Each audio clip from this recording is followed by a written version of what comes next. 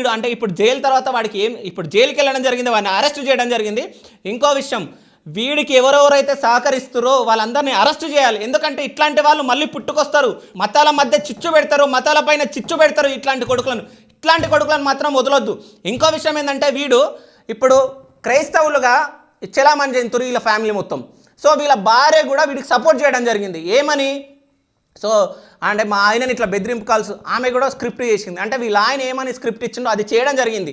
ఇదొకటి. ఇక్కడ మెయిన్గా వీళ్ళ భార్య, ఈయన ఇప్పుడు ఏజెన్సీ ప్రాంతంలో ఇన్స్టాగ్రామ్లో వీడియోలు తీసుకునే వాళ్ళని మాత్రం వాళ్ళు ₹1 2 కష్టపడి అట్లా చేయొచ్చు. కానీ సో నా దృష్టిలో వాళ్ళ తప్పు లేదు. ఎందుకంటే వాళ్ళకు డబ్బులు ఉండవు కాబట్టి, డబ్బులు ఇస్తున్నారు కాబట్టి వాళ్ళు చేశారేమో. కానీ ఇక్కడ మాత్రం ఎవడైతే కెమెరామ్యాన్ ఉన్నాడో వాడిని అస్సలు వదలొద్దు, ఆ కెమెరామ్యాన్ కానీ. ఎందుకంటే వాడు వీడియో తీసుకుంటా అయ్యగారు బాబుగారు చచ్చిపోయాడు.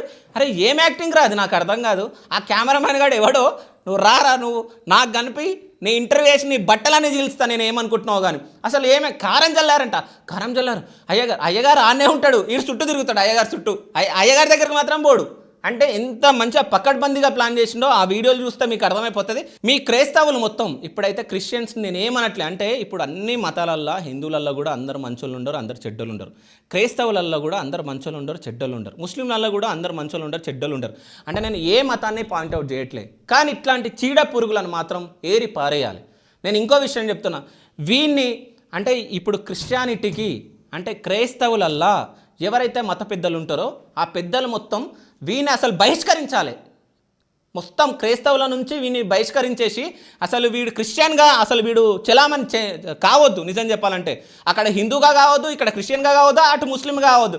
అంటే అసలు వీడికి మతం లేనట్టు క్రియేట్ కావాలి. నిజం చెప్పాలంటే మతం లేనివాడు ఎవరంటే అది అభినయ్ దర్శన్ అని చెప్పేసి బయటికి రావాలి. ఎందుకంటే ఇంతమంది క్రైస్తవులను కూడా మోసం చేయడం జరిగింది. ఒక్కసారి ఆలోచించండి క్రైస్తవులారా, ఇట్లాంటి వాళ్ళని మీరు నమ్మొద్దు. అంటే మనం చూస్తూ ఉన్నాం, ఇట్లా వాటర్ జల్లంగానే ఇట్లా అని చెప్పేసి కింద పడిపోతూ ఉంటారు.